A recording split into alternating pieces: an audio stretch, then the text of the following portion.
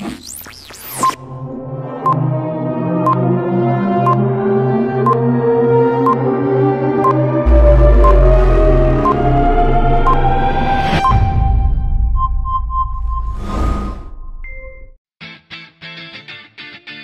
Assalamualaikum warahmatullahi wabarakatuh. Berjumpa kembali dengan Bu Iza pada mata pelajaran informatika. Oke, kita masih seputar jaringan komputer dan internet yang akan kita pelajari. Nah, kalau di pertemuan-pertemuan sebelumnya yang kita pelajari itu seputar internet, baik sejarahnya, perbedaan antara internet dan intranet, kemudian dampak dari penggunaannya. Terus ada lagi jaringan komputer. Kemarin kita masih menyinggung mengenai jenis-jenis jaringan serta perangkat jaringan komputer. Nah, pada pertemuan yang ketiga kali ini, yang akan kita pelajari masih sekitar jaringan komputer, akan tetapi materinya berupa topologi jaringan, kemudian ada koneksi ke internet, dan mengenal browser. Adapun untuk enkripsi sendiri, itu akan kita bahas di pertemuan selanjutnya. Baik, sekarang kita ke topologi jaringan terlebih dahulu. Nah, apa sih topologi jaringan itu? Nah, di sini ada 8 macam topologi jaringan. Kira-kira apa ya pengertian dari topologi jaringan itu sendiri? Nah, topologi jaringan secara sederhana merupakan metode atau cara yang digunakan agar dapat menghubungkan satu komputer dengan komputer lainnya. Struktur atau jaringan yang digunakan untuk menghubungkan satu komputer dengan komputer lainnya bisa dengan menggunakan kabel ataupun tanpa kabel, yang biasa disebut nirkabel. Nah, di sini sebagaimana kita lihat bahwa topologi jaringan ini ada 8 macam. Yang pertama ada topologi ring, kemudian ada topologi bus, ada topologi star, mesh, dan seterusnya ya. Baik, sekarang kita ke topologi ring terlebih dahulu. Nah, sini nomor 1 ada topologi ring. Nah, gambarnya seperti ini. Ring, sebagaimana kita tahu, ring itu kan artinya apa?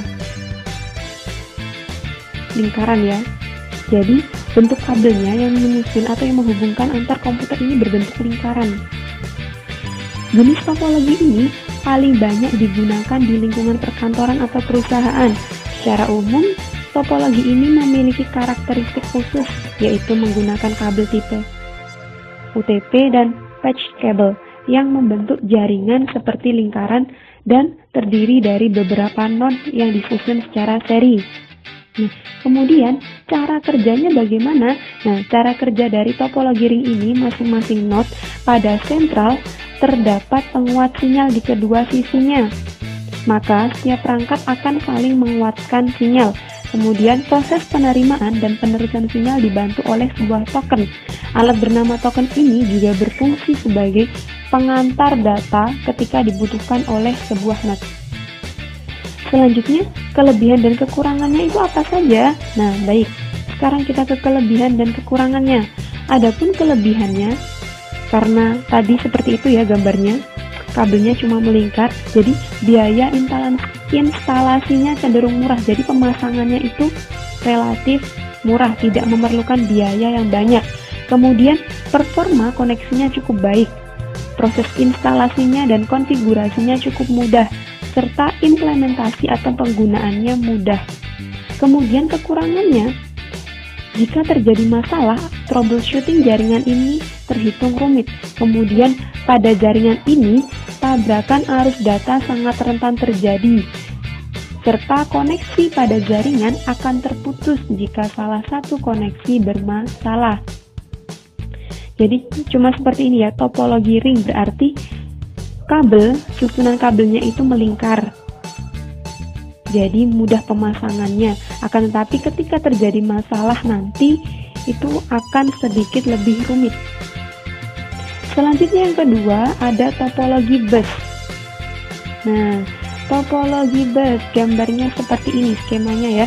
Jadi nanti kabelnya, kabel utamanya seperti ini kabel utamanya. Garis lurus seperti ini, kemudian bercabang ke komputernya, disalurkan ke komputernya. Nah, topologi bus ini adalah topologi jaringan yang lebih sederhana. Pada umumnya, topologi jaringan ini dilakukan pada instalasi jaringan yang berbasis kabel koaksil. Topologi ini memakai kabel koaksil pada sepanjang node klien dan konektor. Jenis konektor yang digunakan adalah BNC, terminator, dan TBNC. Nah, ini terminatornya. Kemudian, jenis topologi ini biasanya digunakan untuk jaringan perusahaan dengan skala kecil, mengingat di sini strukturnya lebih sederhana. Cuma seperti ini kabelnya, ditarik garis lurus seperti ini. Nah, karakteristik khusus topologi ini penggunaan kabel tunggal yang terbentang di sepanjang jaringan dan berfungsi sebagai kabel utama. Adapun cara kerjanya meliputi setiap perangkat komputer terhubung dengan kabel utama. Jadi, setiap perangkat komputernya ini terhubung dengan kabel utamanya seperti pada gambar ya. Kemudian, di mana masing-masing komputer dapat saling berkirim dan menerima paket data. Proses pengiriman paket data antar komputer hanya dapat dilakukan ketika kabel utama dalam keadaan bebas, di mana komputer lain sedang tidak melakukan pertukaran data. Selanjutnya, pengiriman data dari satu komputer ke komputer lainnya dilakukan dengan menggunakan sinyal yang tersebar di kabel jaringan. Hanya komputer dengan IP atau alamat MAC yang sama dengan yang dituju yang akan menerima sinyal. Kemudian selanjutnya kelebihan dan kekurangannya. Adapun kelebihan dari topologi bus ini meliputi kemudahan dalam penambahan klien atau workstation baru. Karena tadi kan kabelnya tunggal seperti garis lurus, jadi nanti memudahkan ketika ingin menambah klien atau komputer baru. Kemudian mudah digunakan dan sangat sederhana. Adapun biaya instalasinya pun juga murah karena kabelnya yang digunakan sedikit. Nah, di samping kelebihannya pasti ada kekurangan. Kekurangan dari topologi bus ini sering terjadi tabrakan arus data.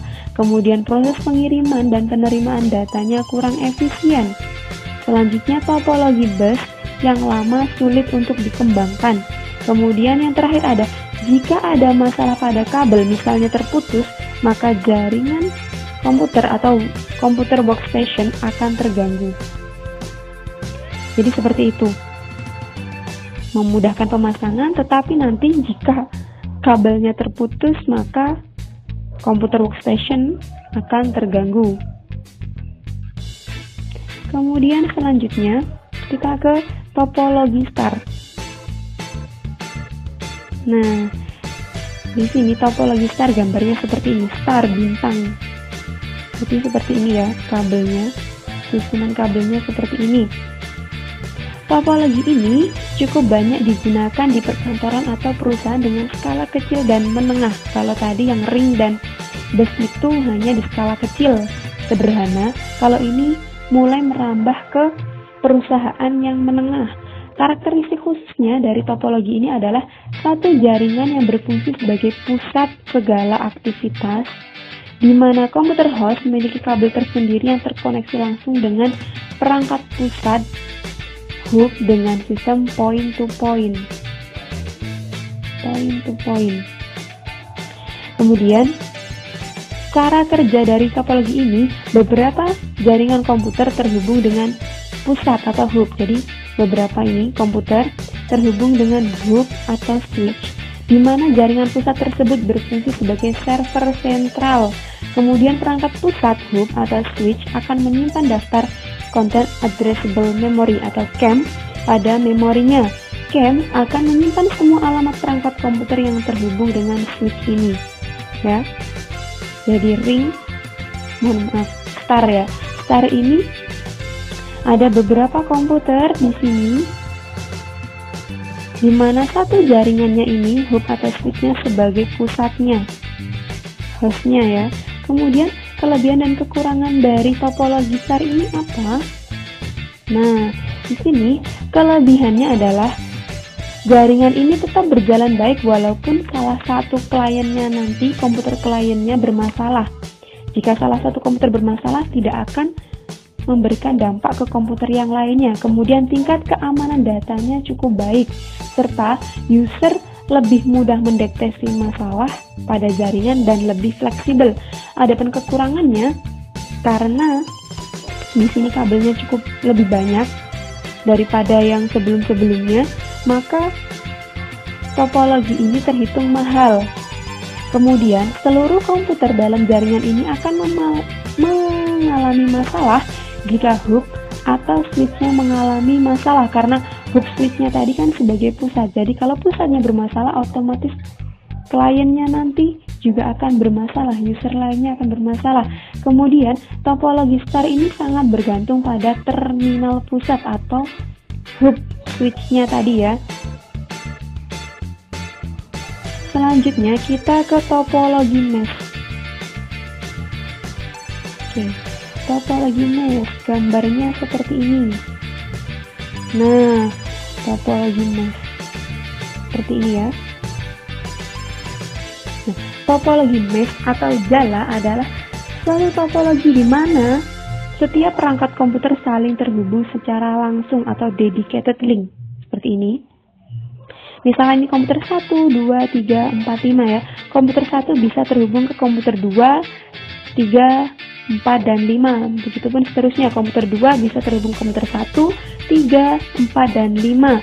Topologi mesh ini biasanya digunakan untuk rute yang banyak dengan menggunakan kabel tunggal, sehingga proses pengiriman data menjadi lebih cepat tanpa melalui hub atau switch. Nah, jadi bedanya topologi mesh ini dengan yang star tadi. Kalau yang star tadi, pusatnya ada hub atau switch. Kalau yang di sini, di mesh ini tidak memerlukan hub atau switch. Jenis topologi ini biasanya digunakan pada jaringan yang memiliki perangkat komputer sedikit. Kemudian koneksi antar komputer terhubung secara langsung sehingga meningkatkan kecepatan proses transfer data karena tidak ada perantara. Kemudian cara kerjanya bagaimana? Nah, cara kerjanya, setiap node dalam jaringan komputer terhubung secara langsung ke node yang dituju dengan menggunakan kabel. Kemudian proses transfer data antar perangkatnya berlangsung lebih cepat karena terhubung langsung dengan menggunakan kabel ya. Seperti ini. Selanjutnya kita ke kelebihan dan kekurangannya. Nah, topologi mesh ini juga memiliki kelebihan maupun kekurangan. Adapun kelebihannya, bandwidth limitnya cukup besar, kecepatannya cukup besar. Kemudian security data pada topologi ini sangat baik, keamanannya terjaga ya. Kemudian tidak terjadi tabrakan arus data karena jalur pengiriman datanya sangat banyak. Adapun kekurangannya, sebagaimana di skemanya tadi, tentu sudah tahu ya bahwa kabel yang dibutuhkan itu jumlahnya cukup banyak. Kemudian karena kabel yang dibutuhkan banyak, otomatis biaya instalasinya relatif mahal dan relatif rumit. Kemudian yang kelima ada topologi tree atau topologi pohon. Nah, bagaimana kira-kira skemanya? Nah, seperti ini topologi pohon bercabang-cabang. Nah, topologi tree atau topologi pohon ini merupakan hasil gabungan dari topologi bus dan topologi star ya. Kalau topologi bus tadi kan cuma satu kabel tunggal, kemudian dihubungkan ke komputer klien. Kalau yang topologi star tadi masih ingat bukan? Kalau topologi star tadi ada hub atau switchnya sebagai penghubung atau sebagai pengoneksinya. Jadi topologi jaringan berbentuk tree pada umumnya dipakai untuk interkoneksi antara hierarki pusat yang berbeda-beda. Nah, jenis topologi jaringan ini memiliki karakteristik khusus, yaitu adanya kabel utama sebagai penghubung beberapa hub pada jaringan star. Nah, ini kabel utamanya ya. Ini hubnya. Kemudian ini jaringan starnya, pusat jaringan starnya ini. Ya, kemudian memiliki hierarki dan memiliki hub sebagai server pusat yang mengatur arus data. Kemudian kelebihan dan kekurangannya apa? Nah, kelebihan dari topologi ini adalah dapat dengan mudah dikembangkan menjadi topologi jaringan yang lebih luas. Kemudian susunan topologi ini terpusat secara hierarki sehingga pengaturan data menjadi lebih mudah.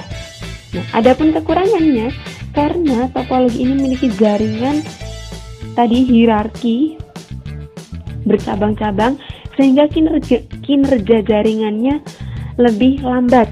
Kemudian penggunaan kabel yang sangat banyak ini otomatis memerlukan biaya instalasinya yang relatif mahal. Selanjutnya kabel backbone-nya merupakan sentral dari topologi ini. Bila komputer bagian atas bermasalah, maka komputer bagian bawah juga akan bermasalah. Jadi saling bersautan. Kalau pusatnya bermasalah, otomatis usernya juga bermasalah. Kemudian selanjutnya kita ke topologi peer-to-peer. Oke, di sini. Nah, kalau peer-to-peer seperti ini gambarnya ya. Topologi peer-to-peer ini bentuk jaringan komputer yang sangat sederhana karena hanya menghubungkan dua komputer dengan menggunakan sebuah kabel. Lebih sederhana dari topologi bus dan topologi ring. Pada umumnya, topologi ini memakai satu kabel saja untuk menghubungkan kedua komputer agar bisa saling berbagi data. Ya, lebih sederhana lagi daripada yang bus tadi ya. Nah, jenis topologi yang satu ini adalah yang paling sederhana karena hanya menghubungkan dua buah perangkat komputer tanpa adanya server khusus. Dalam hal ini, masing-masing komputer dalam jaringan dapat berfungsi sebagai server ataupun klien secara bergantian. Nah, kira-kira kelebihannya apa? Nah, karena sangat sederhana, maka biaya instalasinya otomatis sangat murah. Kemudian instalasinya pun juga mudah. Setiap komputer dapat berperan ganda sebagai server ataupun klien. Nah, kekurangannya, topologi ini sangat sulit dikembangkan karena terlalu sederhana seperti ini, maka sulit dikembangkan. Kemudian keamanannya pun juga sering bermasalah, jadi keamanannya minim. Kemudian proses troubleshootingnya termasuk rumit, meskipun kelihatannya sederhana, ketika terjadi masalah pun cukup rumit. Oke, kita ke topologi selanjutnya, ada topologi linier. Nah, topologi linier itu gambarnya seperti ini, berjejer. Komputer satu ke komputer selanjutnya berjejer. Nah, topologi ini sering disebut topologi bus berurut atau topologi runtut. Topologi ini umumnya hanya memakai satu kabel utama sebagai konektor masing-masing titik sambungan pada setiap komputer. Kalau topologi bus tadi kan kabelnya satu menjalar kemudian bercabang ke komputer-komputer klien. Kalau ini satu komputer kemudian ada kabel dihubungkan ke komputer selanjutnya, kemudian komputer selanjutnya ini ada kabelnya lagi dihubungkan ke komputer yang selanjutnya lagi dan seterusnya. Jadi berurut atau runtut.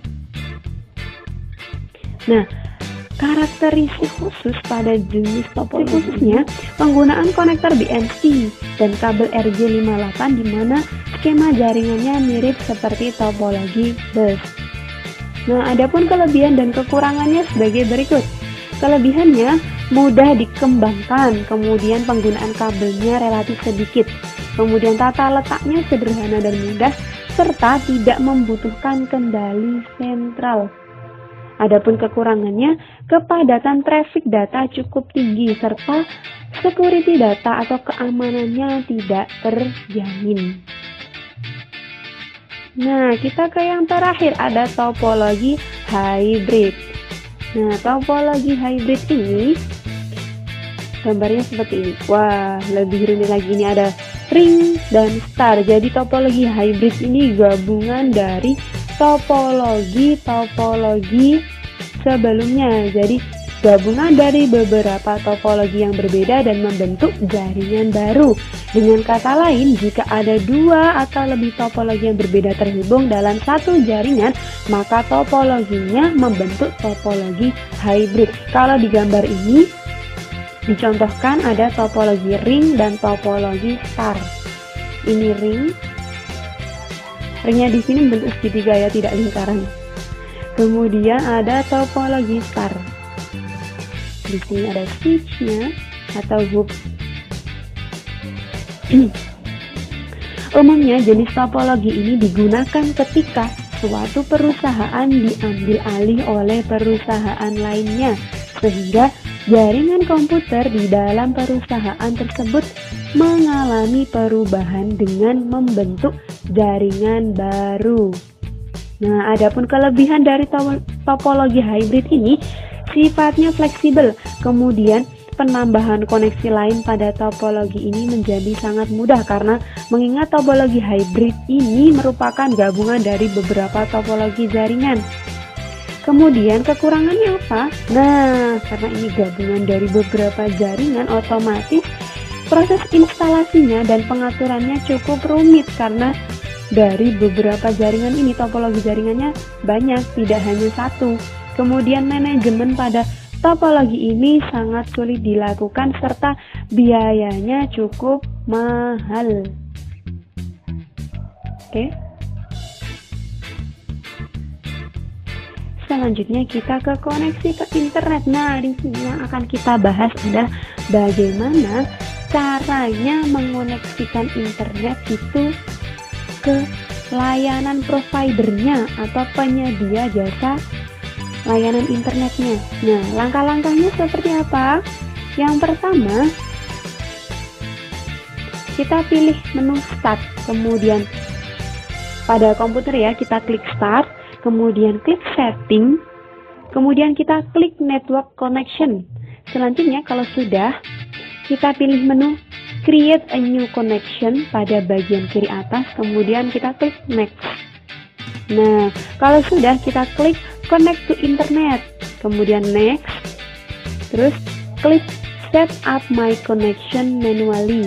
Berarti secara manual kita men-settingnya atau mengaturnya, kemudian next, kemudian klik connect using a dial-up modem dial-up ya, kemudian next, tuliskan nama ISP atau Internet Service Provider atau pelayan jasa internet yang akan dihubungi, kemudian next, kemudian isikan nomor telepon ISP-nya karena tadi kan connect-nya using dial-up modem, berarti modemnya modem kabel menggunakan telepon biasanya.